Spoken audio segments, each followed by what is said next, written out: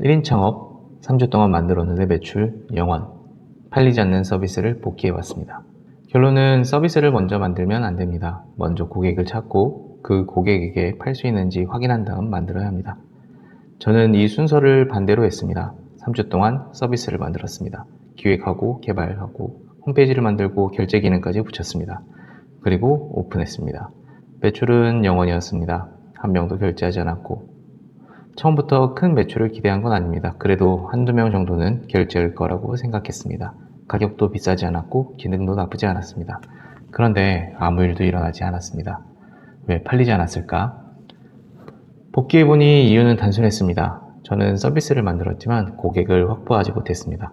누가 사용할지 알고 있다고 생각했지만 실제로 연락할 수 있는 사람은 없었습니다. 고객이 어디에 모여 있는지도 제대로 찾지 않았습니다. 홈페이지를 만들어 놓고 홍보글을 몇 번 올리면 누군가가 들어올 거라고 생각했습니다. 지금 생각하면 기우제와 비슷합니다. 계속 기다리다 보면 언젠가는 비가 오지 않을까 기대한 겁니다. 첫 번째 착각은 내가 좋다고 생각하면 남도 좋아할 거라는 생각이었습니다. 제가 만든 서비스는 반복되는 일을 줄여주고 기존 방식보다 조금 편하게 해주는 서비스였습니다. 저는 충분히 쓸만하다고 생각했습니다. 하지만 내가 불편하다고 느끼는 일이 다른 사람에게도 큰 문제라는 보장은 없습니다. 사람들은 조금 편해지는 정도로 돈을 내지 않습니다. 새로운 서비스에 가입해야 하고 사용법을 익혀야 하고 기존 방식도 바꿔야 합니다. 그 정도 번거로움을 감수하려면 얻는 효과가 훨씬 커야 합니다. 몇 번의 클릭을 줄여주거나 몇 분을 아껴주는 정도로는 부족합니다. 시간을 줄여준다면 하루에 한두 시간을 줄여줄 정도는 되어야 합니다. 더 확실한 건 돈과 연결이 되는 겁니다. 이 서비스를 쓰면 매출이 늘어나거나 고객을 더 확보하거나 실제 비용이 줄어들어야 합니다. 사람들은 편리함보다 결과에 돈을 냅니다. 두 번째 착각은 좋은 홍보 문구를 만들면 사람들이 읽어줄 거라는 생각이었습니다. 저도 서비스 소개 문구를 꽤 오래 다듬었습니다. 장점을 줄이고 핵심 기능을 앞에 배치하고 가격도 눈에 띄게 적었습니다. 하지만 사람들은 내 서비스에 별로 관심이 없습니다. 내가 며칠 동안 고민한 문구도 대부분 몇 초 안에 지나칩니다. 문구가 나빠서가 아닙니다. 애초에 관심을 가질 이유가 부족했던 겁니다. 결국 내 서비스에 가장 관심이 많은 사람은 나 자신밖에 없습니다. 이 사실을 모르는 건 아니었습니다. 고객 검증이 중요하다는 말도 알고 있었고 먼저 팔아보고 만들라라는 이야기도 들었습니다. 근데 막상 아이디어가 생기면 개발부터 시작합니다. 특히 요즘은 AI 때문에 더 그렇습니다. 코덱스나 클로드 같은 도구를 사용하면 혼자서도 빠르게 서비스를 만들 수 있습니다. 문제가 생기면 물어보고 코드 수정하고 다시 실행하면 됩니다. 예전에는 몇 달이 걸렸던 일도 몇 주 안에 만들 수 있습니다. 만드는 건 쉬워졌습니다. 하지만 판매는 쉬워지지 않았습니다. AI는 코드를 만들어줄 수 있지만 고객을 데려오지는 않습니다. 홈페이지를 만들어줄 수는 있지만 누가 돈을 낼지는 알려주지 않습니다. 기능을 만드는 일과 지갑을 열게 만드는 일은 완전히 다릅니다. 저는 개발이 끝나면 큰 일이 끝난다고 생각했습니다. 실제로는 그때부터 시작이었습니다. 그래서 다음 서비스를 만들 때는 몇 가지 원칙을 적용하려고 합니다. 가장 먼저 할 일은 최소 사용자를 확보하는 겁니다. 처음부터 수백 명이 필요한 건 아닙니다. 직접 연락할 수 있는 사람 20명에 30명 정도면 됩니다.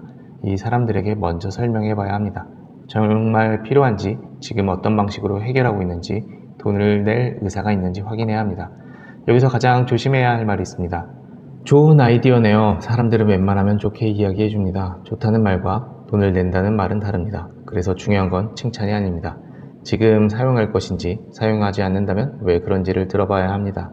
내가 직접 20명에게도 팔기 어려운 서비스라면 온라인에서 수천 명에게 판매하는 건 더 어렵습니다. 두 번째는 고객에게 접근할 방법을 먼저 찾는 겁니다. 넷플릭스의 초기 이야기를 다룬 절대 성공하지 못할 거야 라는 책이 있습니다. 넷플릭스도 처음부터 사람들이 알아서 찾아온 게 아니었습니다. 영화를 좋아하는 사람들이 모여있는 온라인 공간을 찾아다녔습니다.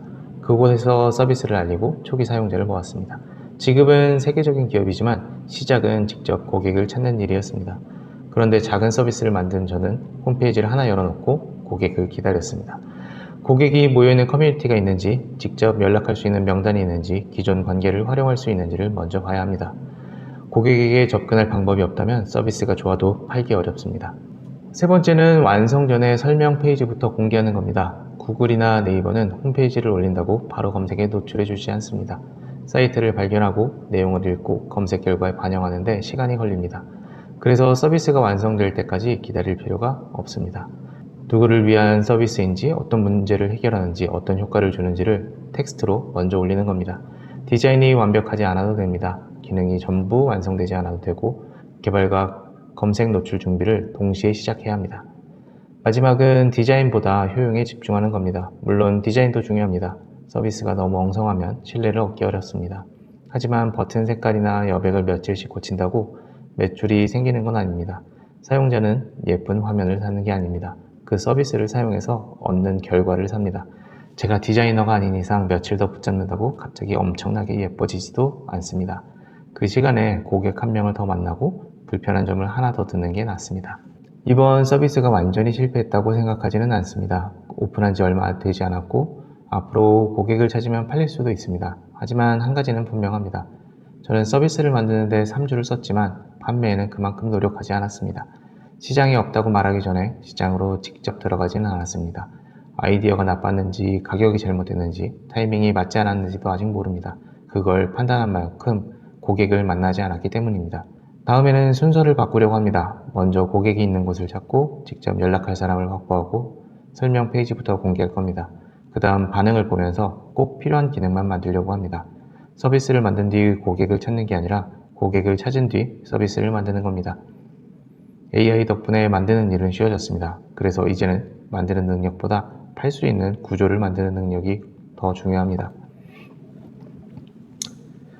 3주 동안 만들었고 매출은 0원이었습니다. 결과는 아쉽습니다. 하지만 이번 복귀를 통해 다음에는 무엇부터 해야 되는지 알게 되었습니다.